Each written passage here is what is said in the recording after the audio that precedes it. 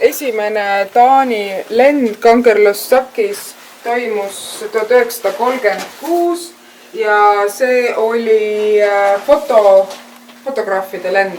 1946. aastal kuninglik Taani vägi saatis 6 Kataliina lennukit. Mingi tüüp ilmselt, mingi BB-5A Gröönimaale. Nende tööks oli samuti pidevalt fotografeerida. 47.–50. aastal oli vaja Peeri maaekspeditsioonile õhutuge ja seda lennujaama kasutati Ameerika lendude vahebaasina. 50-51 oli see koht Kangerlussak Taani kontrolli all. Eks ju välja neid rususid, siis ta näitab meile ka siit pildi pealt samal ajal T-35 hävituslennuk. Nii et see lennuk kukkus siin alla aastal 1969 ja see lennuk oli teele Islandilt sellesse sõjaväebaasi, mis praegu ongi see lennuväli, eks ju. Üks nendest lennukitest ja koosnes tegelikult siis 8 lennukist. Nii et need lennuki rusud on siis siin mitmetes kohtades Gröönimaal laiali. Need lennukid, mis siis teel olid Islandilt siia baasi, sattusid lumetormi ja tänu sellele lumetormile läks lennuväe elekter ära ja ei olnud need maandumisrajad näha ja ühendus nii-öelda kadus ka ära. Üks nendest lennukitest tuli siin alla, osad nendest pilootidest siis katapulteerusid ja lennukid tulid ikka alla, nii et kokkuvõtvalt ei pääsenud sellest 8 hävituslennukite grupist mitte ühtegi. 550 inimest ja see on tõesti just nimelt, kui te mõtlete elanike arvu peale, et Gröönimaal ju kokku elab 56 000 viimastel andmetel. Mõni räägib seal 54, mõni 57, võtame mingi keskmise. Et on ju maailmas kõige hõredamini asustatud maa üleüldse, siis see 550 inimest on tõesti tohutult suur arv. Kus nad elavad, need 550 inimest? See, kus meie praegu oleme nii-öelda see baas, nagu nad seda nimetavad, see Kangerlussaki baas, et see on see Kangerlussaki süda. Kangerlussak muideks on gröönikeelne nimetus. Ja see gröönikeelne nimetus on ju tegelikult alles suhteliselt hiljuti ametlikult kasutusele võetud. Et tal on ka mitu teist nimetust. Et näiteks taani keeles on ta üldsegi Sondre, nii et nemad ei nimeta teda Kangerlussakiks. Aga kuna ametlik riigikeel on tänaseks grööni keel, siis sellepärast on kaartide peale ka nüüd kantud igale poole need gröönikeelsed nimetused on ju, ja lennujaam siis samuti. Et see Kangerlussaki lennujaam, see on Gröönimaa kõige suurem transpordisõlm üleüldse. Kogu liiklus põhimõtteliselt käib siit üle ja ega see ei tähenda ju rahvaste liikumist eelkõige, see tähendab ju eelkõige ikkagi kaubaliikumist. Et nii palju eks ju sellest. Aga ma võtsin selle kaardi ka, et kes siin tahtsid kaarti osta, siis osad said teist juba siin vastas on see väikene poekene, kus oli ka kaart, päris kaart. Ega neid kaarte ei ole ju, kaarte ja raamatuid kui selliseid Gröönimaa kohta ju põhimõtteliselt ei ole. Ja saladus, see ongi üks suur saladus, nendele endile ka. et selles mõttes pole nagu kuskilt sellist informatsiooni võtta, ongi vaid sellised väljatrükid. No võt, võite lasta selle väljatrükki siit ringi käima, te näete, mismoodi see tegelikult see asustus siin Gröönimaa ümber on. et põhimõtteliselt kogu asustus jääb, eks ju, ühe selle lääne külje peale. Põhja pool ei ole mitte midagi. Kuulame ära siis. Ja põhja pool on siis kõik ainult jää ja lumi. Ja see on ka see osa siis, kus elavad need jääkarud. Pealinn on teatavasti Nuuk ja muideks ühendus Nuukiga käib täpselt samamoodi üle Kangerlassaki. Aga siis, mis puudutab üldse neid teid ja seda, et kui me rääkisime, et kuidas siin on võimalik mööda teid, ei ole mitte ühtegi küla omavahel Gröönimaal ühendatud. Mitte ühtegi teed ei lähe. Kõik käib mööda vett või õhku. Lennujaamasid on kokku 15. Me sõidame teiega ikka selle jää poole, kus siis Rasseli liustik paistab. Ma väga loodan, et me kedagi vahepeal maha ei jäta, et te oma naabreid vaatate.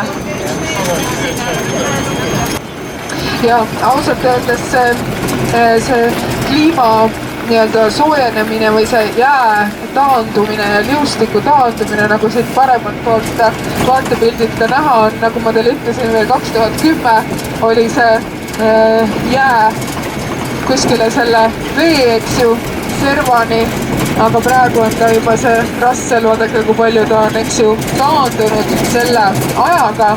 Nii et põhimõtteliselt see sulamine toimub ikkagi juba nii kiiresti, et ühe põlve jooksul tegelikult inimesed oma silmadega, kes siin on, nad tajuvad ja näevad. Nimetus, vaid see on Kalaalit Nunaat, mis on siis ametlikult Gröönimaa nimi. Kalaalit Nunaat. Ja mida see siis tähendab? See tähendab meie inimeste maa või inimeste maa. See on kohalikus keeles ja see on Gröönimaa ametlik nimi. Ja kui me vaatame siia paremale poole, siis siin ka paremal pool me võime teiega näha ka kahte hauda. Näete siin paremal 2 hauda. Munad kasvavad kuskil kuni väiksema tomati suuruseks ja sellepärast neid nimetataksegi tomatijärvedeks. Nad sisaldavad, see on bakter, see on tegelikult bakter ja see valge munakene siis sisaldab tsüaniiditaolist ainet ja kui te sööte neid mitu tükki ära, siis te surete.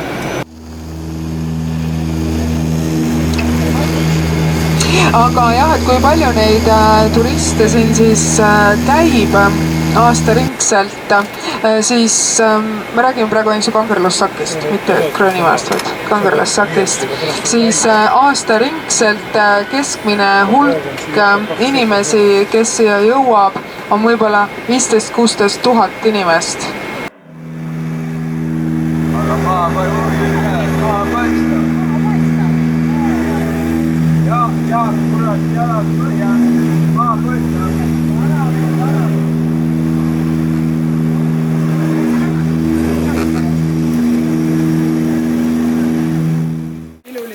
Nii et ta on kohalikus mõistes väga-väga suur linn, aga ta on siis see linn, mis on tõesti niimoodi pressitud nende mägede vahele, vastupidiselt Nuugile, et pealinn näiteks on niimoodi madalalt valitud koha peale, et sinna see lennuliiklus nii häiritud ei oleks. Tüüpiline, väga tüüpiline, eks ju, Taani nimi, nii et 18. sajandist on siis see Ilulissat, et see on ikkagi oluliselt, eks ju, vanem asustus, kui seda on Kangerlassat, kust me tulime. Ja selle Ilulissati juures tegelikult oli enne seda ka mitmeid koloniseerimise katseid. Aga kui mõne sõnaga veel sellest Gröönimaa asustamisest üldse rääkida, siis bussis me mõne sõnaga natuke puudutasime seda ka, eks ju, et nende erinevate lainetena see Gröönimaa asustus siia tekkis, inimasustus, siis kui mäletate, siis kuskil 2500 enne meie aega võis olla siis esimene nii-öelda invasioon siia, et inimesed ikkagi on ju kõik Siberist tulnud. noh, nii nagu nad on, eks ju, kõik need põliselanikud on nad Siberist läbi Kanada, eks ju, on jõudnud siia. See Knud Rasmussen sündis selles konkreetses majas ja elas siin 12 aastat ja praegu on siia majja tehtud siis mitte temale pühendatud muuseum, vaid üleüldse kogu siis Gröönimaa ja selle läänekalda asustamisele, hästi pisikene, nagu te näete, aga ta on väga võluv. Nende jäämägede kohta, mis ma tahtsin öelda, on see, et need jäämäed tulevad kõik Ilulissati liustikust. See Ilulissati liustik tegelikult ametlikult nüüd kannab nime selle Jakobs. Ja see liustik on maailmas kõige kiiremini liikuv liustik üldse kõikidest liustikest. Ja see on just see, mis siis on nagu selle Ilulissati nii maailma kuulsaks teinud, sest et ta toodab neid jäämägesid maailmas kõige rohkem, eks ju. Ja need jäämäed, kui te vaatate neid jäämägesid ja siin teistel päevadel samamoodi, nad võivad väga suured olla. Et tõesti need, mis jäävad siia kalda lähele, nad on nagu mingid need sulad, väiksemad tükid. Aga teine asi, mis nende puhul on see, et kui tavaliselt need jääkamakad niimoodi liikuvad, siis need jäätükid, mis jäävad selle Ilulissati ümber, need on kõik kinni. Põhjas kinni. Et väga vähe on neid, mis liiguvad. Ja need, mis on, eks ju, põhjas kinni, nad keskmiselt pidid olema kinni kuskil 2–5 aastat. Ja siis pärast seda kuskil nad lükatakse liikuma ja nad, eks ju, teatavasti pööravad ringi. And then out here, where all the icebergs are, it's around 200–400 meters deep. Seda vist ka kõik said aru, et siin sees, fjordi sees on siis umbes kilomeeter sügavus ja siin, kus on need jäämäed, kus siis meie umbes seilame, on siis nii 200–300. Nii et siin on liustik toodab neid jäämägesid ja siis need jäämäed asuvad teele, liiguvad siit liustiku juures siia, sõltuvalt nende liikumiskiirusest 3–12 kuud, kuni nad jõuavad siia välja. Nii et siin on siis nad loomulikult sügavamad, eks ju, loomulikult kauem elavad ja et siin on nende see veealune osa siis madalam. Ja kui enne, eks ulatus see liustik siis siit siiani, siis see vee sügavuse madalus, see tulebki sellest, et liustik jättis oma taandumisega maha terve rida seda pinnast. Nii nagu me nägime teiega seal jää välja peal. Nii et siin need jäämäed, need siis, eks ju, sulavad, muutuvad väiksemaks, siis nad võivad pöörelda, ringi pöörata ja seejärel nad ikkagi asuvad kõik teele põhja poole. Nii et kui me homme läheme teiega sinna matkama ka, siis me läheme mööda ühest Gröönimaa kõige vanemast asustusest. Me ei näe seal küll midagi, aga me lihtsalt teame. Ja nad on valinud selle koha just nimelt selle pärast, et siin on need jäämäed ja need jäämäed oma pöörlemisega võtavad siis kaasa ja panevad liikvele ka kõik need veeelukad. Nii ülged kui vaalad, eks ju.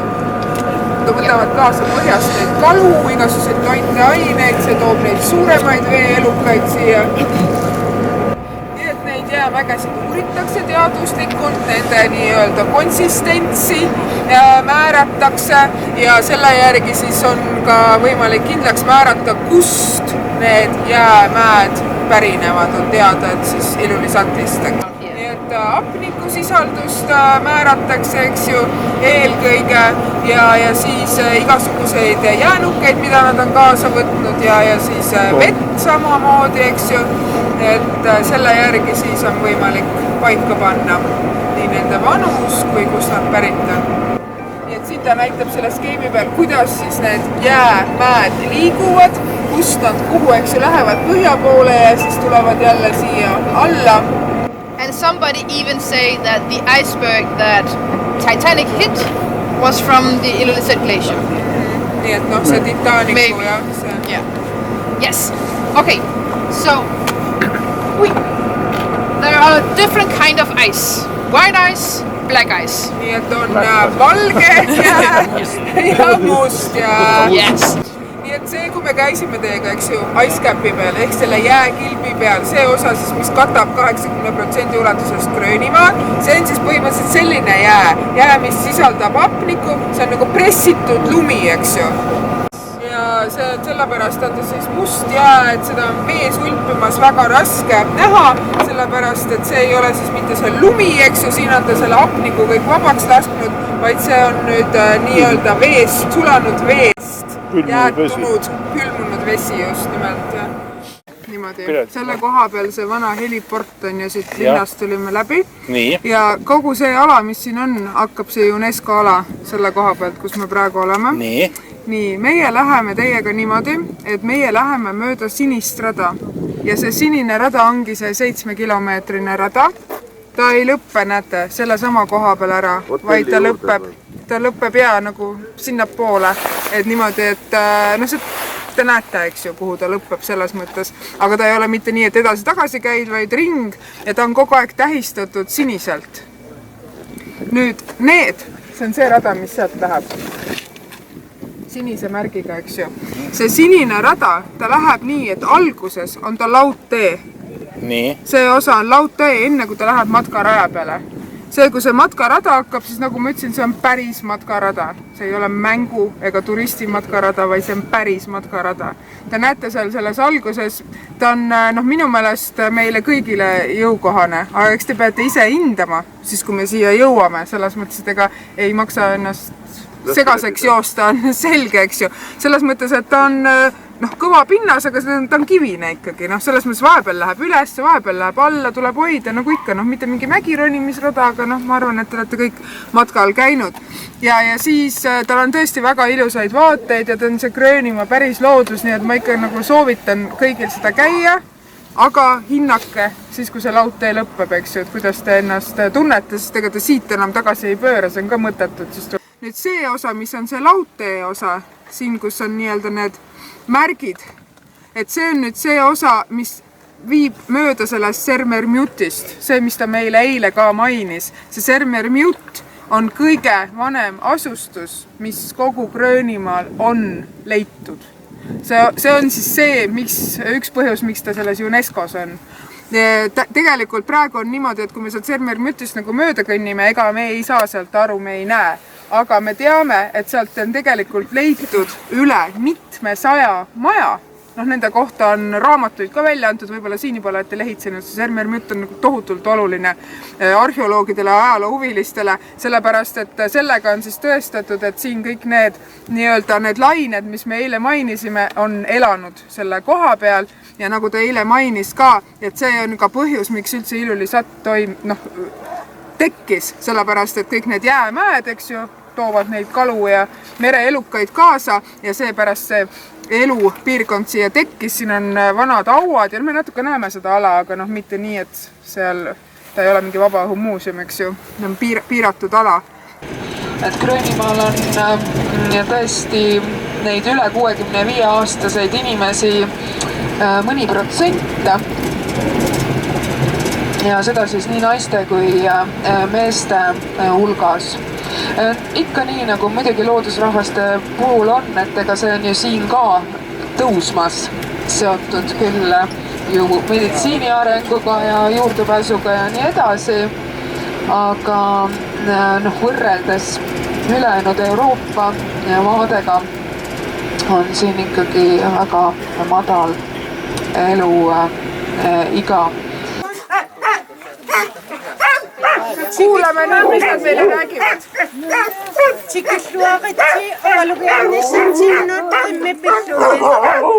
Saite aru, jah?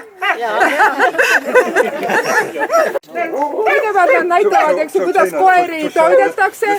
Seejärel nad näitavad, et kuidas siis käib see keelusüsteem. Saame ise toitada. Mis kala see on siis? What fish is it? It's halibut. halibut. Of course. Halibut, me sööme ka halibut siin kuskil ju. Jah. Kuga hea valge kala oli. Dog pills and they eat seal meat and they eat halibut. fresh halibut and leftovers from the factory. Ahah, Yeah. from the factory. Yeah. Nii et tehasest saavad siis neid haliputi jääke, mida toita koertele. Aga et nad koeratoitu saavad ka ikka. Nii et suvel söövad siis vähem ja talvel rohkem on ja suvel ainult üks kord päevas põhiline, et joovad. When it's very cold, they want to have fat like this from the seal. Hülgerasva tahavad. To become a little warmer. Yeah. Yeah. Mitu koera korraga ette pannakse siis? How many dogs do you use in the same time?